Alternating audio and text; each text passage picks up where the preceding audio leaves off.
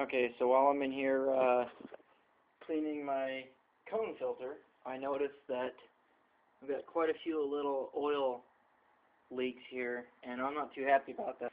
So there's a leak somewhere, probably on the cam humps here, or something like that. So if it doesn't leak, I don't care, because you can see even there is a little bit of oil.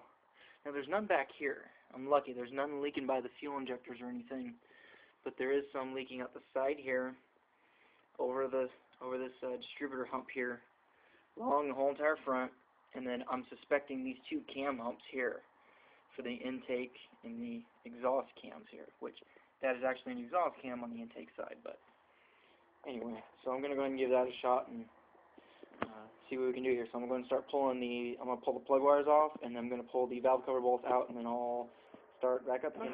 So last bolt to go ahead and pull it out. It's loose. Throw it up there. All those bolts look nice and clean, so let's go ahead and get this valve cover off of here. Kind of hard to do this with just one hand, but okay. Okay.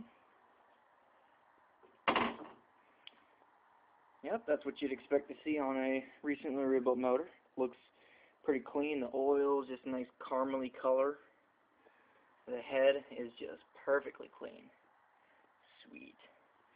Now this is the exhaust cam on the intake side. You can quite big, and the distributor gear is chopped off there. So to do exhaust cam swap, you take an exhaust cam off of this side of a junkyard motor or spare parts motor, and you notice it connects to the distributor right there.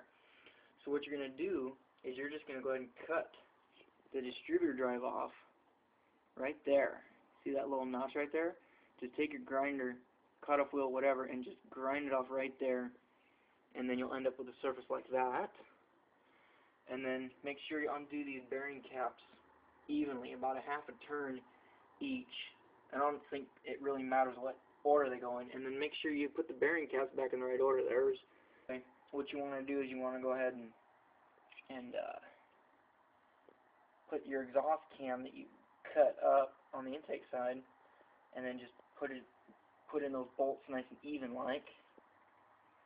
And you see the exhaust cam here, actual exhaust cam, opens the exhaust side. There's no oil down the spark plug wells. That's good, so the gasket wasn't leaking around any of those. It looks like it was just seeping out the front. Oh man. My light source is up here, so I keep on getting in the way. Tisk tisk. Alright, so anyways, it looks like it was leaking a little bit up the front there for sure. And you can tell that this is a junkyard camshaft because it's got the junkyard marking on it. So anyway, if you were hoping to learn a little bit about exhaust cam swap, that's it right there. And that's my motor. Hope you guys benefit a little bit from this video and didn't get too bored. Alright.